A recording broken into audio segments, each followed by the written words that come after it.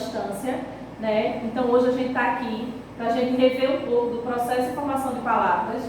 A gente vai estar revisando e hoje a gente também conclui o nosso módulo 4 com o assunto do uso do hífen, esse assunto tão simples e que ainda quebra tanto a cabeça de vocês, tá bom? A gente está aqui para tirar as dúvidas e deixar bem claro quando usá-lo e quando não usá-lo. A gente tem atividade lá no final da aula, tanto no caderno quanto no livro de vocês.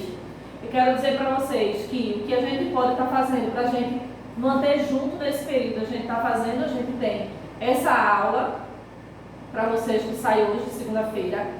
A gente tem o e-mail, que pouca gente está usando, que é o prisma.jamilxavier@gmail, e é um dos motivos que é por isso que eu trago ele aqui no início da aula e no final. E a gente também tem um encontro remoto, não é? Que é aquele encontro que a gente tem uma vez por semana, que é ali que a gente pode matar um pouco da saudade e da gente se rever.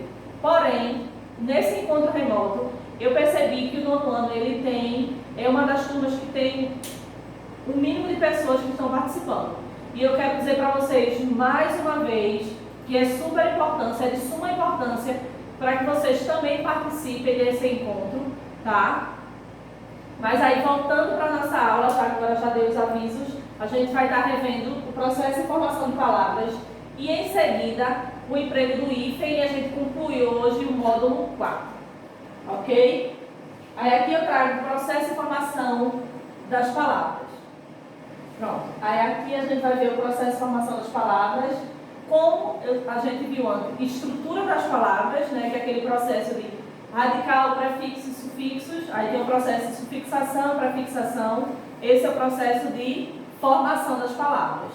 Aí a gente está ainda nesse módulo 4, foi apresentado para a gente o processo de formação de palavras. A nossa língua materna, a nossa língua portuguesa, assim como qualquer outra língua no mundo, ela está em constante evolução. Essa constante evolução é o seguinte: a gente tem um processo na língua portuguesa que a gente chama de neologismo, que é a formação de novas palavras. É como eu sempre digo para vocês em sala, que na fala, na oralidade, não existe erro, tá? Existe sempre o processo de formação de palavras, preconceitos linguísticos e outros vertentes, certo?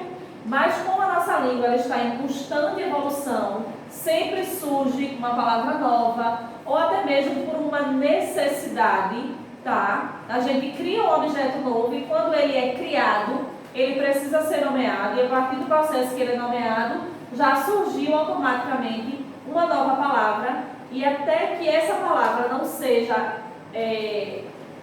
como é que eu posso dizer, preenchida ou colocada no nosso dicionário, a gente tem ela como se fosse uma palavra que está à margem, né? Seria uma totalmente informal, tá bom? Até o processo dela ser dicionalizada. A partir do momento que ela faz parte do nosso dicionário, é quando a gente pode dizer que essa palavra faz sim parte do nosso dialeto, da nossa fala, certo? Então aqui a gente traz o processo de formação e o processo de evolução das palavras no processo de formação. Aí eu trago o seguinte: assim como qualquer outra língua, ela vive em constante evolução, que seriam as mudanças. Assim como a sociedade muda, a língua também muda, assim como ambas estão em constante diálogo, que é como eu falei para vocês. Se surge um objeto novo, se surge um remédio novo, um acessório, seja o que for, ele precisa ser nomeado. A partir do momento que ele é nomeado, ele passa a ter uma palavra nova, assim, tanto na fala quanto na sociedade. E observe que na mudança da sociedade, de comportamento, até mesmo de faixa etária, a gente vai agregando as palavras novas. Sempre na adolescência, a gente faz uso muito de uma linguagem informal que a gente chama de gírias. Uma das gírias que nos anos 90, ela passou a ser dicionalizada é a gíria legal. Essa palavra, quando ela surgiu, era só uma gíria que era só um meio de comunicação dos adolescentes.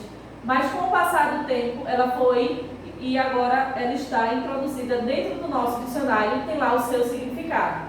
Ok? Então esse é um processo de mudança e de evolução, tanto da sociedade quanto da língua, porque a gente pode dizer que elas evoluem juntos. Assim como a sociedade, ela deixa de utilizar algumas palavras que a gente diz que são palavras que entraram em desuso, da mesma forma que entrou em desuso, tem as palavras que foram surgindo. E mesmo nesse processo de evolução da sociedade e da nossa língua materna, a gente tem palavras que apenas não ficaram em desuso, mas elas passaram a ter novos significados. Tem palavras que eram verbo e passaram a ser substantivo, porque deram a ela um novo significado. Aí aqui tem, as palavras velhas se evoluíram e ganharam um novo sentido. Eu sempre uso o termo que a minha roupa está abalando. Hoje a gente usa muito, ou vocês usam muito, esse termo quando a gente diz que a roupa está boa, que a festa abalou. Eu fui para a festa e abalou. Na segunda-feira, na terça-feira, quando a gente se encontrava, fui para uma festa, fui para uma social, fui ali comer um hambúrguer artesanal e foi um sucesso, abalou. Mas se a gente for ao pé da letra, o abalar, ela era um verbo. E hoje em dia ela não é mais conjugada como verbo. Porque com a evolução, né, desse processo de formação de palavras, ela mudou o seu significado. Então quer dizer que abalado, o verbo abalar, eu fiquei abalada com a notícia, ela está tida como velha. Porque abalar hoje significa que foi algo grandioso. Ok? Aí aqui no processo de formação de palavras a gente tem tanto de derivação como de composição. O de derivação, como o próprio nome já diz, ela deriva de uma outra palavra. E o de composição, como o próprio nome já diz, ele é composta, certo? Mas agora a gente vai ver aqui um pouquinho sobre derivação. Vou só explicar para vocês. A formação de palavras na língua portuguesa se dá basicamente por meio dos processos de derivação e de composição. Agora a gente vai ver a de derivação, que diz o seguinte: é um dos processos de formação mais produtivos. Consiste na criação de uma palavra a partir de outra, ou seja, da palavra que chamamos de primitivo.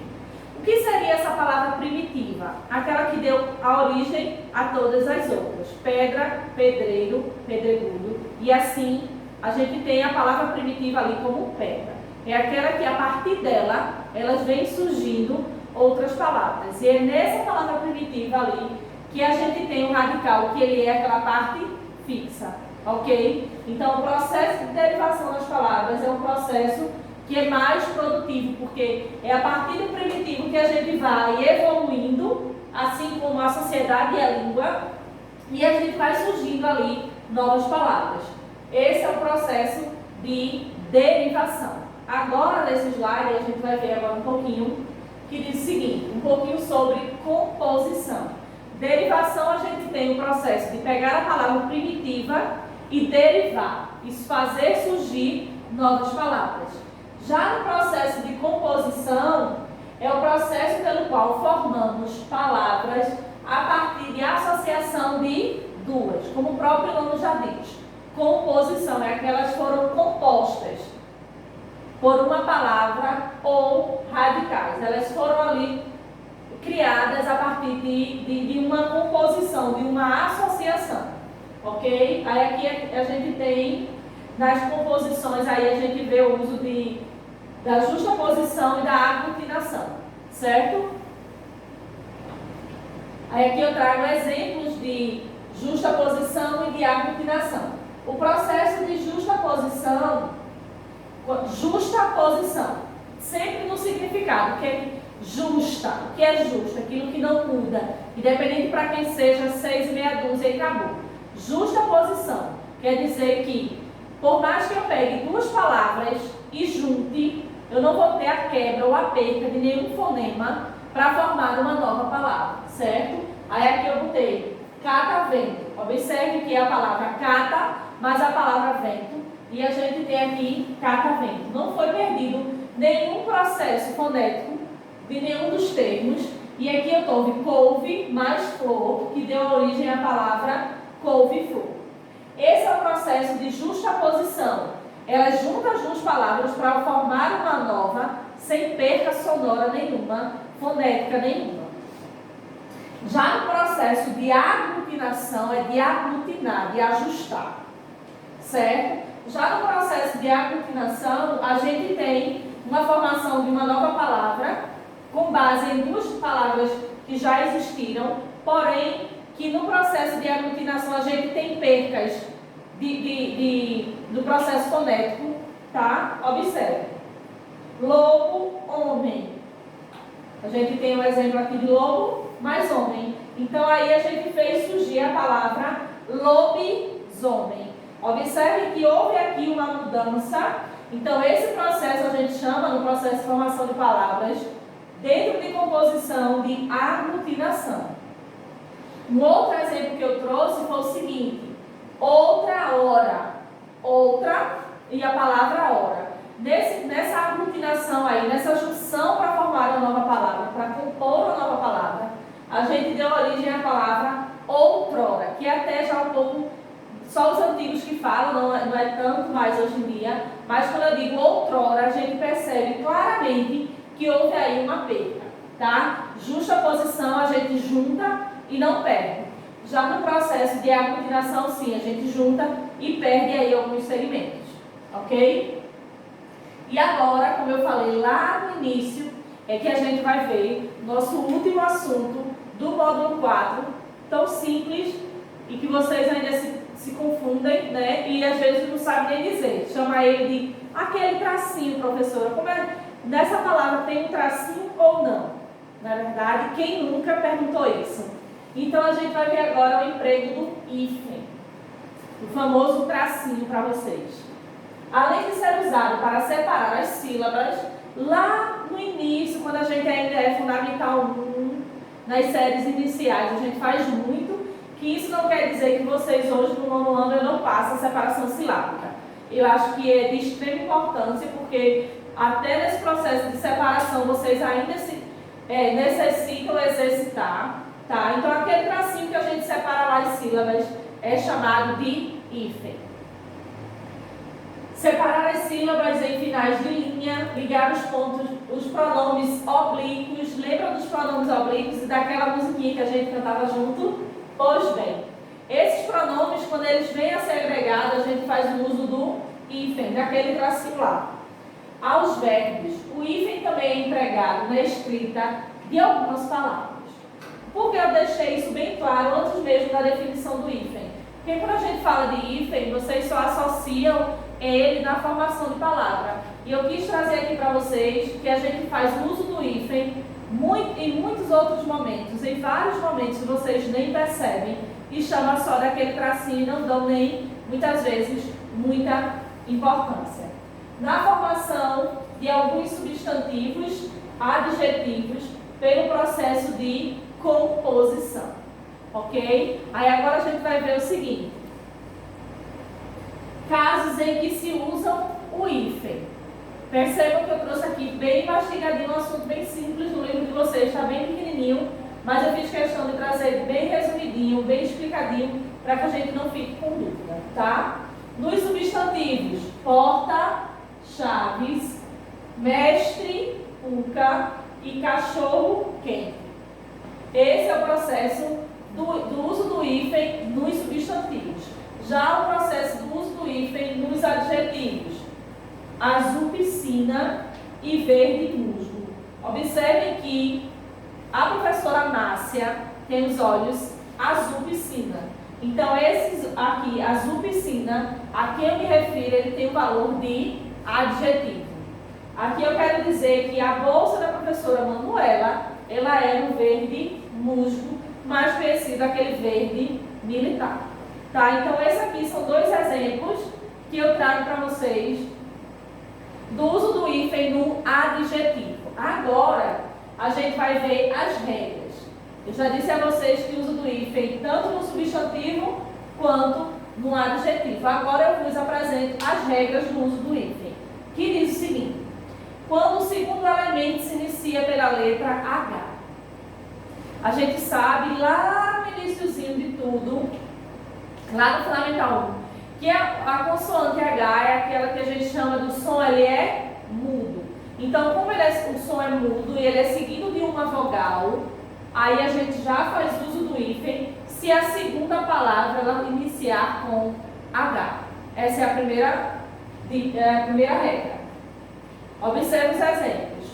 Pré-história, mini-hotel, anti-alérgico e hiperidratação. Então, sempre que houver aqui essas palavras onde o segundo termo fizer uso do H, a gente tem que usar, segundo a gramática da língua portuguesa, o uso do hífen. Uma outra regra. Quando o prefixo termina com a mesma que se inicia o segundo elemento. Aí aqui eu trouxe os exemplos. Super revista, aqui quando for a segunda for H, e aqui quando a segunda palavra ela se iniciar com a mesma consoante que terminou a primeira. Desta forma, a gente também tem que se usar o hífen. Aqui eu coloquei super revista, micro-organismo e semi-inteiro. Aqui são alguns exemplos das regras e eu vou apresentar para vocês mais, vejam só. O outro exemplo que onde a gente precisa usar o hífen, com os prefixos tônicos acentuados. Sempre quando os prefixos tônicos forem acentuados, a gente também precisa usar o hífen. Quando é que o meu prefixo ele é tônico? Quando eu tiver ali essa partezinha aqui, esse prefixo é aqui que vem antes, vamos lá para a origem, o pré, e ele for forte. Tudo que é tônico, ele tem o som forte, tá? Aí aqui eu trouxe pré-carnaval, pós-graduação e pró-labore. Então isso aqui são os prefixos tônicos acentuados.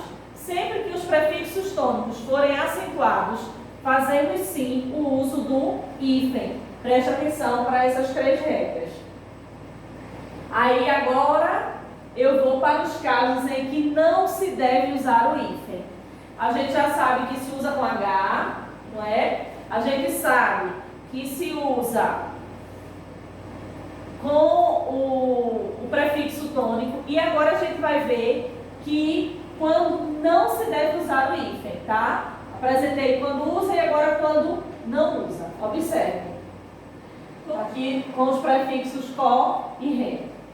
Quando o prefixo terminar em vogal e o outro elemento tiver início com a consoante R e S. Quando eu falo de prefixo, é aquele termo que vem antes. E a segunda palavra tiver início com R e S, nós não devemos usar o hífen, ok? Aqui eu botei dois exemplos para que vocês possam entender melhor. Contra-regra. A primeira palavra termina com R e a segunda também. Então, a gente não necessita usar o hífen, porque quando a gente fizer aí o processo de justaposição, que é aquele processo de juntar as duas palavras e formar uma nova, eu tenho aqui um contra-regra sem fazer uso do hífen. Aqui eu também tenho um ultrassom, tá? A gente tem a primeira palavra e a segunda que começam com S, então a gente não faz necessidade de fazer uso do hífen. Observem agora o seguinte. O que eu vou pedir para vocês como atividade dele. O emprego do hífen tem ali as três regras e quando não usamos. Associado ao conteúdo que você tem no livro, é muita coisa, porque o assunto ele é bem resumido, bem simples, tá? Aí agora, como é bem simples e bem facinho, e vocês são o meu nono ano, e já sabem que eu adoro atividade, eu passei uma atividade para vocês agora no caderno, tá? Que diz o seguinte: atividade para explorar o emprego do hífen. Escreva no caderno palavras que formem com esses prefixos: sub, sobre, super, ante e mini. Jamila enlouqueceu de vez, nada disso. Vocês vão escrever novas palavras onde a minha primeira parte, o meu prefixo sejam sub, sobre, super, ante e mini, tá bom? Então, com base nesses prefixos aí, vocês vão formar novas palavras lá naquelas primeiras regras que eu mostrei para vocês do uso do hífen, tá bom? Após a escrita das palavras, justifique o uso do hífen e o uso do não uso do hífen. Lembra que eu apresentei três regras e apresentei também quando nós não devemos usar o hífen.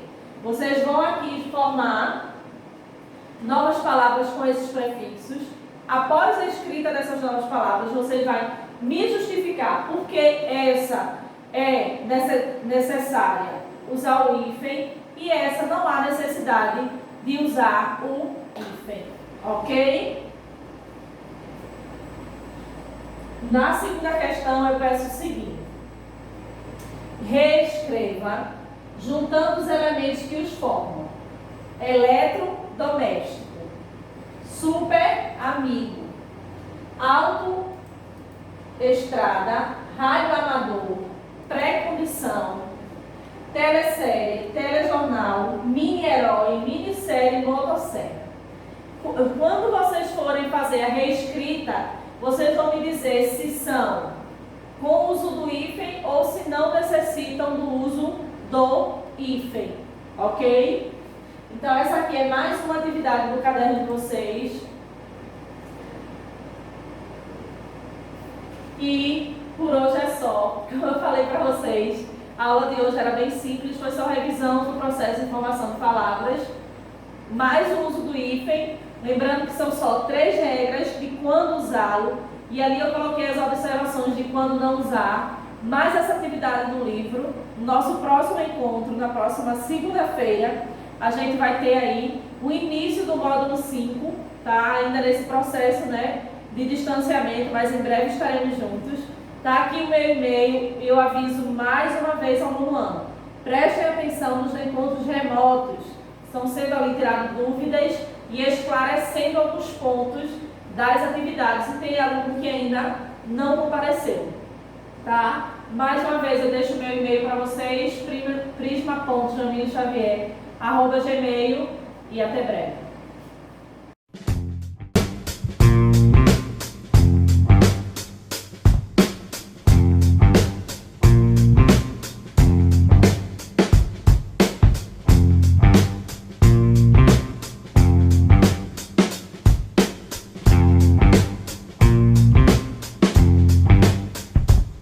Música